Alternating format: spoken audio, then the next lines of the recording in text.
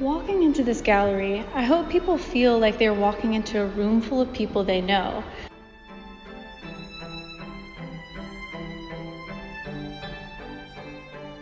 Portraits and paintings with human faces, they're bound to spark emotions, questions, and curiosity.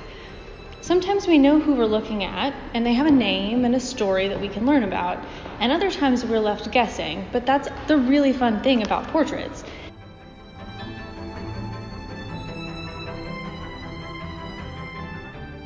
I feel a strong sense of connection to the past when I'm surrounded by these portraits. It's kind of as if we're being invited to learn directly from the people who came before us, right from the source, right from them.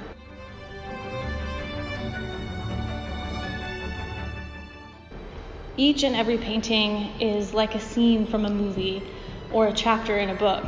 It gives us a glimpse into somebody else's life. Sometimes that could be really personal. Other times, maybe we see a little bit more of the historical context.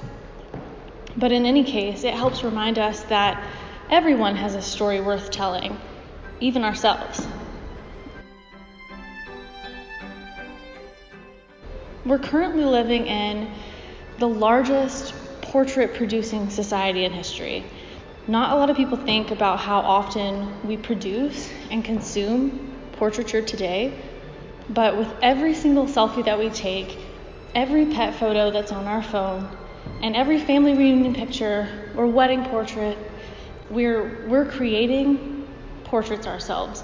We're starring in portraits ourselves. And that, I think, is a really cool thing.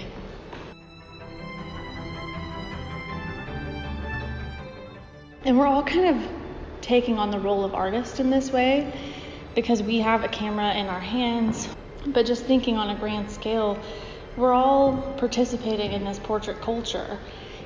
And we just don't think of it that way because when we think about portraits, we think about these historical styles.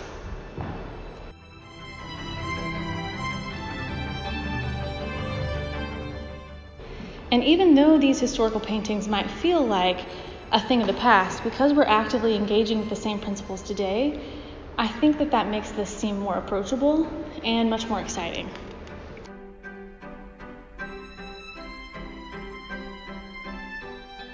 We're hardwired to connect with one another, to read expressions and have meaningful conversations. That's just part of being human. There's no reason that you can't do that with a painting. The longer you spend with one, the more you get out of it. Just kind of like in a real relationship. It takes time and effort to understand someone's journey and their story, and it takes inner reflection to find whatever the core connection is between you and this other person. And that's kind of the same principle as real life.